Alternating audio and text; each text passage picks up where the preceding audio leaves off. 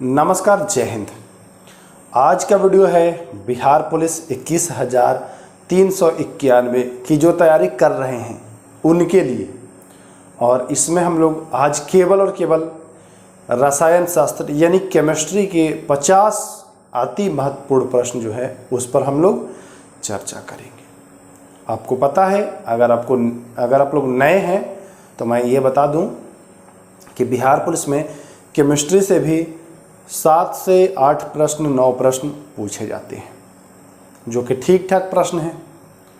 अब 7 से 9 प्रश्न का वैल्यू ज़्यादा होता है। एग्ज़ाम में एक प्रश्न का वैल्यू बहुत होता है, 7-9 तो बहुत ज़्यादा हो गए, है ना। तो जितने भी सब्जेक्ट हैं, मैं सीधा सा यही कह रहा हूँ, जितने भी सब्जेक्ट हैं फोकस सब पर करिए मिला जुला करके। ये नहीं कि किसी को छोड़ दीजिए। हाँ, जिनका इंग्लिश बहुत कमज़ोर है तो उनके लिए भी मैं बताया हूँ, पिछले वीडियो में मैं बता चुका हूँ कैसे उनको करना है। बाकी जो जीके जीएस है इस पर तो कम से कम पकड़ मजबूत बना ही लीजिए। तो आज का जो है वह रसायन के 50 प्रश्न हैं। तो चलिए शुरू करते हैं बिना वक्त को गवाए हुए। पहला प्रश्न, रासायनिक यौगिक के सबसे छोटी इकाई कौन सी है? रासायनिक यौगिक की सबसे छोटी इकाई तो अणु है। क्या है? अणु, जिसे आप मॉलिक्यूल भी कहते हैं। रासायनिक यौगिक के सबसे छोटी इकाई अणु है। ध्यान दीजिएगा, बढ़िया प्रश्न है, पूछा हुआ प्रश्न है। सह संयोजक बंधों का निर्माण कैसे होता है? सह संयोजक बंधों का निर्माण जो है वह इलेक्ट्रॉनों की साझेदारी से। कैसे? इलेक्ट्रॉनों की परस्पर साझेदारी से सह संयोजक बंधों का निर्माण होता है। सह संयोजक बंधों का निर्माण इलेक्ट्रॉनों की परस्पर साझेदारी से इसका निर्माण होता है। प्रश्न संख्या 3, यह अधातु होते हुए भी विद्युत का सुचालक है। यह अधातु होते हुए भी विद्युत का सुचालक है, तो इसका आंसर हो जाएगा ग्रेफाइट। जी हाँ, ग्रेफाइट विद्युत का सुचालक है, कुचालक नहीं है, ध्यान दीजिएगा। अब प्रश्न संख्या 4 की ओर चलते हैं। तो मशीनों में स्नेहक के रूप में किसका प्रयोग किया जाता है? तो मशीनों में स्नेहक के रूप में ग्रेफाइट के चूर्ण का प्रयोग किया जाता है। किसका?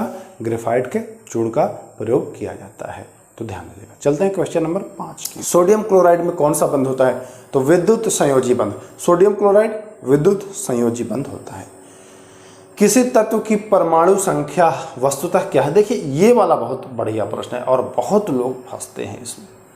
परमाणु संख्या, परमाणु भार, परमाणु क्रमांक, क्वेश्चन में लैंग्वेज बदल बदल के आपको फंसाया जाता है। आप एग्जाम में कहते हैं, देख रहे हो ना विनोद, कैसे क्वेश्चन का लैंग्वेज बदल बदल के विद्यार्थियों को फंसाया जा रहा है। तो यहाँ देख लेने के बाद आप फंसने वाले नहीं हैं, समझिएगा। तो किसी तत्व की परमाणु संख्या,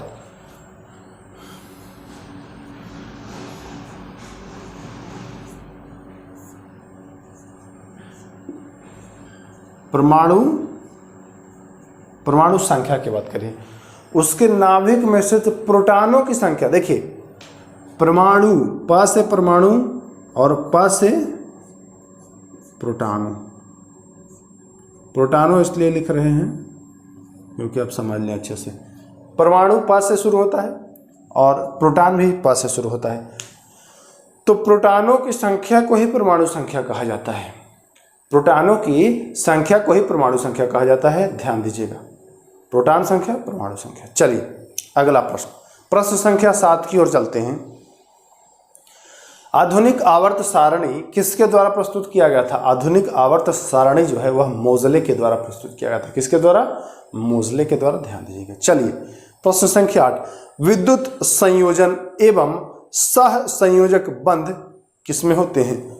विद्युत संयोजन और सह संयोजक बंध जो होते हैं वो सल्फर डाइऑक्साइड SO2 में होते हैं। किसमें?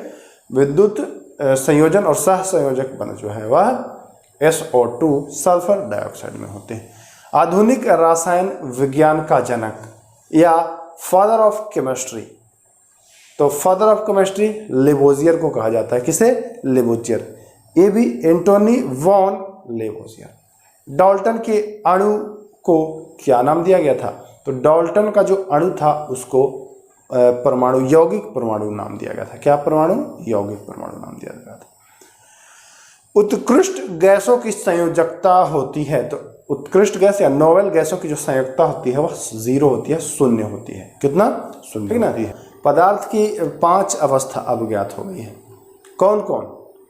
ठोस, द्रव, गैस, प्लाज्मा और बोस-आइंस्टाइन कंडेंसेट। ये 5 जो हैं ये अवस्था हैं। तो ध्यान दीजिएगा, यहाँ आपसे पूछा जा रहा है कि पदार्थ की नवीनतम खोज, नवीनतम खोज मतलब 5वीं अवस्था, 4थी अवस्था प्लाज्मा और 5वीं अवस्था बोस-आइंस्टाइन कंडेंसेट। ये चीज़ ध्यान दीजिएगा।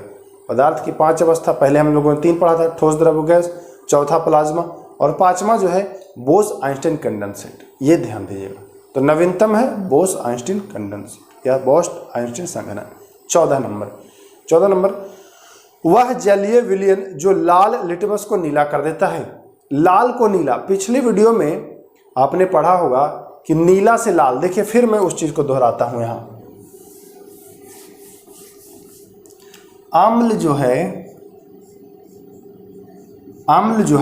अम्ल के लास्ट में ला है, ठीक ना। तो अम्ल का काम क्या है कि नीला को लाल कर दे रहा है। लाल यानी ला लास्ट में है, ला लास्ट में है। अम्ल शुरुआत में नीला रहेगा, उसको लाल कर देगा, तो यह अम्ल करता है। क्षार इसके विपरीत करता है, यानी लाल को नीला कर देता है। तो ये दोनों आपको ध्यान देने हैं भैया। तो क्षारीय विलयन जो है वह लाल लिटमस को नीला कर देगा। 14, कठोर शरीर परिश्रम के पश्चात थकान महसूस होने के। आप लोग अधिक मेहनत करिए या किसी दिन अचानक दौड़ लीजिए, मेहनत कर लीजिए, कसरत कर लीजिए, तो मांसपेशियों में लैक्टिक अम्ल जमा हो जाता है। उस वजह से आपको थकान महसूस होगा, हाथ पैर में दर्द भी महसूस होगा। जैसे आपको लगेगा यहाँ दर्द हो गया, यहाँ दर्द हो गया, है ना, ऐसे दर्द भी महसूस होगा। चलिए, किसके कारण से? तो यह लैक्टिक अम्ल के कारण से। चलिए 15 नंबर, क्षारीय भूमि सुधारक के रूप में कौन सा रसायन कार्य करता है? क्षारीय भूमि सुधारक में कैल्शियम सल्फेट प्रयोग किया जाता है। क्षारीय भूमि को सुधार करना हो तो उसमें कैल्शियम सल्फेट दे करके सही कर सकते हैं। दूध से दही बनने में किस अम्ल का प्रयोग किया जाता है? तो दूध से दही बनने में बचपन से पढ़ते आ रहे हैं कि लैक्टिक अम्ल का प्रयोग किया जाता है। किसका? लैक्टिक अम्ल। चलिए प्रश्न संख्या 17, रेडॉक्स अभिक्रिया क्या है? रेडॉक्स अभिक्रिया जो है, रेडॉक्स अभिक्रिया वह ऑक्सीकरण व अपचयन की संयुक्त क्रिया को ही रेडॉक्स अभिक्रिया कहते हैं। ऑक्सीकरण और अपचयन दोनों। लोहे में जंग किस कारण से लगता है? तो लोहे में जंग जो है वह ऑक्सीकरण के कारण से लगता है। किस कारण से? ऑक्सीकरण के कारण से जंग लगता है। इलेक्ट्रॉन का अंतिम पार्टिकल होता है, तो इलेक्ट्रॉन का जो अंतिम पार्टिकल है पॉजिट्रॉन है। कौन है? पॉजिट्रॉन। पॉजिट्रॉन की खोज किसने किया भैया? तो एंडरसन ने किया है। ये भी ध्यान दीजिएगा, हम पहले भी बता चुके हैं आपको, पॉजिट्रॉन, एंडरसन। नींबू के खट्टे होने का कारण क्या है? नींबू आपको पता है खट्टा होता है, तो नींबू में साइट्रिक अम्ल होता है, बहुत ज़्यादा इसमें दिमाग नहीं लगाना है।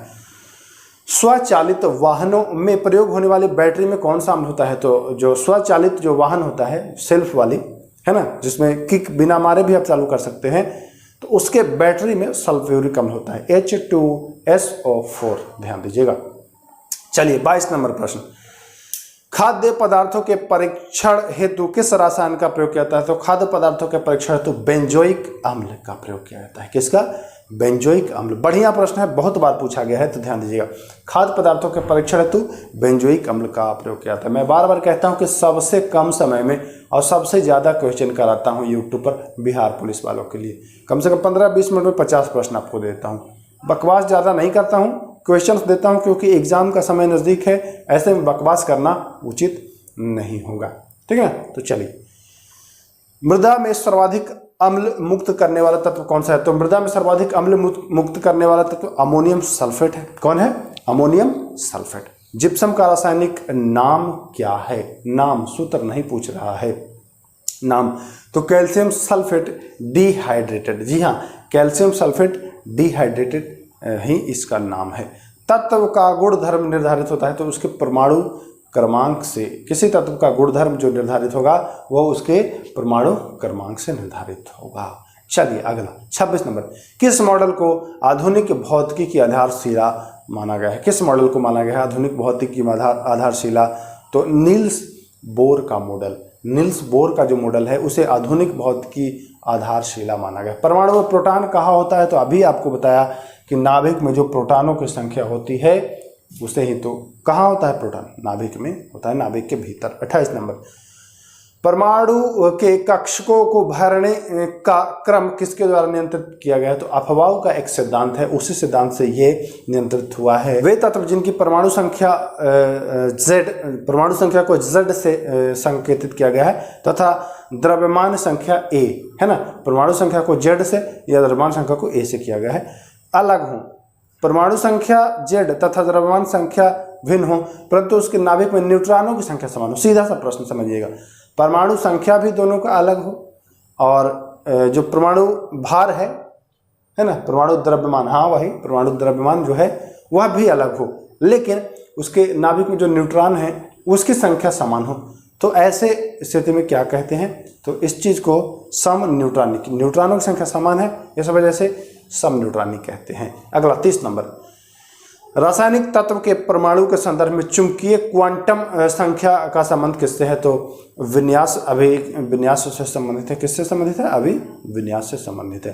परमाणु नाभिक के अवयव कौन से हैं, प्रोटॉन और न्यूट्रॉन। परमाणु नाभिक के जो अवयव हैं यह प्रोटॉन और न्यूट्रॉन है, और जो इलेक्ट्रॉन है वह बाहर चक्कर लगाता है, आपको पता होगा, वह उसके बाहर नाभिक के बाहर चक्कर लगाते रहता है।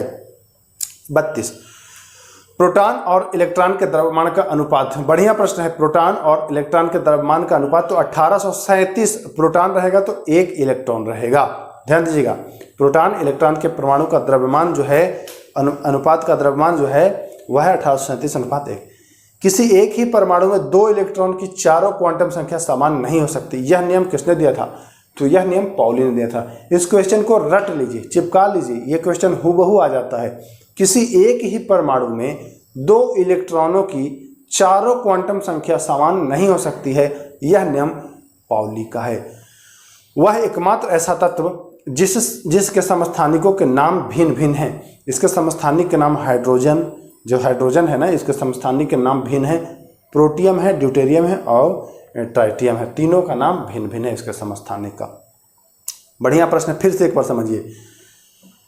वह एकमात्र ऐसा तत्व है, हाइड्रोजन एकमात्र ऐसा तत्व है जिसके समस्थानिक जो है उसके नाम अलग अलग हैं। तो नाम क्या है, प्रोटियम, ड्यूटेरियम, जो भारी जल होता है ना D2O, यही है ड्यूटेरियम, और ट्राइटियम, तीनों याद रखिएगा। किस तत्व के समस्थानिकों की संख्या सर्वाधिक है, तो पोलेनियम के सबसे ज़्यादा समस्थानिक होते हैं, पोलेनियम 33, ठीक ना, 33 ध्यान रखिएगा। ब्रह्मांड में सर्वाधिक पाए जाने वाला तत्व, तो हाइड्रोजन। कैसे, तो आपको पता है कि सूर्य तारों के जो मुख्य स्रोत है वो हाइड्रोजन है। तो आपको पता है कि ब्रह्मांड में सूर्य और तारों की संख्या कितनी अधिक है, तो सबसे ज़्यादा क्या होगा, हाइड्रोजन ही होगा। ऑक्सीजन की प्रक्रिया में ऑक्सीकरण तत्व की संयोजकता पर क्या प्रभाव पड़ता है, तो संयोजकता ये बढ़ जाती है। ऑक्सीकरण में, ऑक्सीजन की प्रक्रिया में इसकी बढ़ जाती है संयोजकता।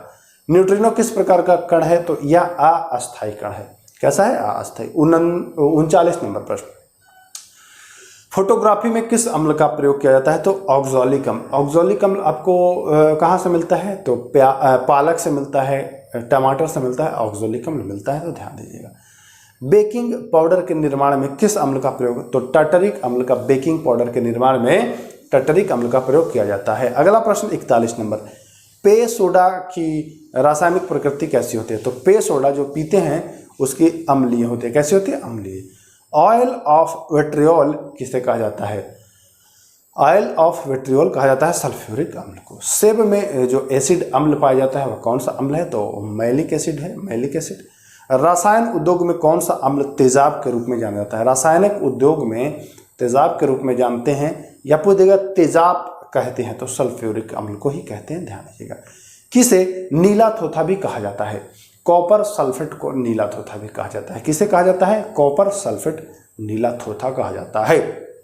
46, खाने का नमक बनता है किससे, तो शक्तिशाली अम्ल और शक्तिशाली क्षार। देखिए, शक्तिशाली अम्ल और शक्तिशाली क्षार, जब शक्तिशाली अम्ल होगा और शक्तिशाली क्षार होगा,